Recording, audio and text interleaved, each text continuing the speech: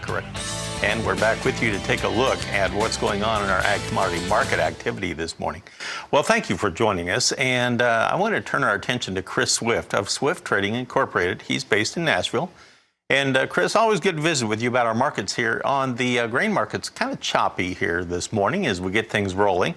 Let's take a look at our quotes provided by bar chart. We'll start with our corn. And currently on the corn market right now, we have it trading just a little bit lower, not much. March is down a penny. We're at 436.5 per bushel. May is down 3/4. We're at 438.5.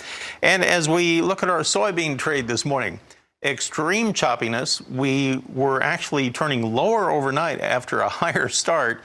And then this morning, we had a big rally around 7:30.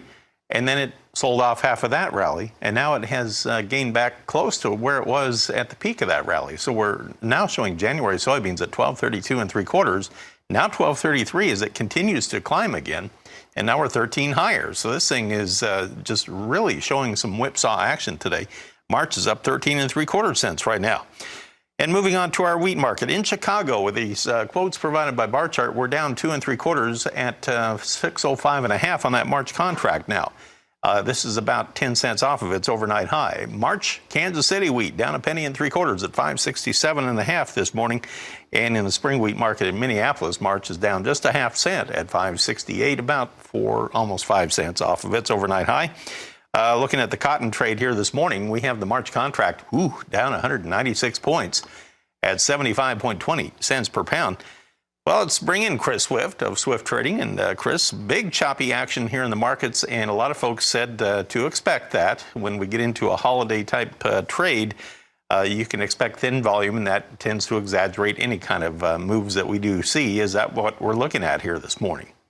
Well, I can only assume so. I was hoping you were going to give us the reason why we are having all this choppiness this morning. But, we've had several factors between they didn't get quite as much rain in South America as what they were looking for over the weather forecast. So that's probably keeping things firmer this morning and keeping them dropping off too much. And then we know that they've had greater issues with the COVID, where we've seen greater spikes and infections to it. And some of the other countries are starting greater lockdowns.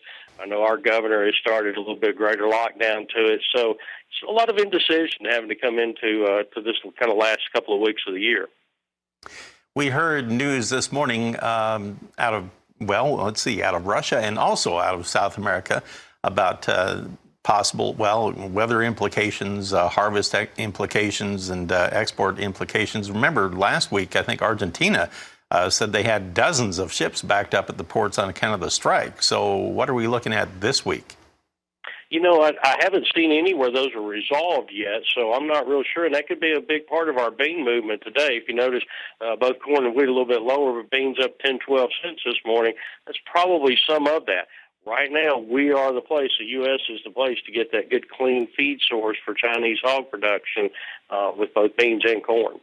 Which, by the way, they say that the hog production continues to ramp back up again. January soybean meal is now $3.60 higher. We're trading at $409.10 per ton this morning.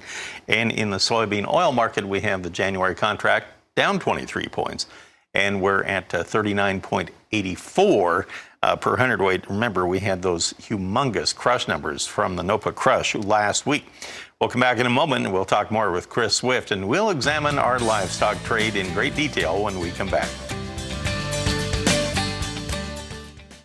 Now, let's take a look at our livestock trade here on a Monday. And remember, it's going to be a short trading week here. Everything will be closing at noon on Thursday for Christmas Eve. And I say noon Central Time because that's where the trading takes place in Chicago. All right, let's see what's going on here this morning in the cattle market and in the early going here on live cattle first. We are still showing weakness with February down 42 cents. We're at 114.55. That December contract, of course, is coming down the home stretch here. The April contract is down 12 cents at 118.52, but it is off of its earlier low this morning and has rebounded now by 90 cents. So there is that. If you look at the feeder cattle market this morning, on the feeders, of course, we had talked about the fact that we had that cattle on feed report that came out Friday after the close. In fact, let's take a look at those cattle on feed numbers if we could. The trade was expecting about 100% for the on-feed number, and that's what they got. And the placements were expected to be at 91.5%. It came out at 91, so very, very close. And even the marketing's number at 98.1% for the average trade guess came out exactly at 98%. So that was just right in line with expectations. Also, this morning, the January feeder cattle are 42 cents higher at 140.87, while the live cattle are just a touch lower. Chris, what about that? Do you see much long-lasting impact from that cattle on feed report? Well, actually, yes, because it's really important to note that our placement numbers continue to trickle lower, and that's something that we look for months in advance to still continued lower placements on there. So, yeah, I think it is, and we have a simple need for feeder cattle. We have seen for the last 3 or 4 weeks where the feeder cattle market price has been just a little bit more elevated than the fat price.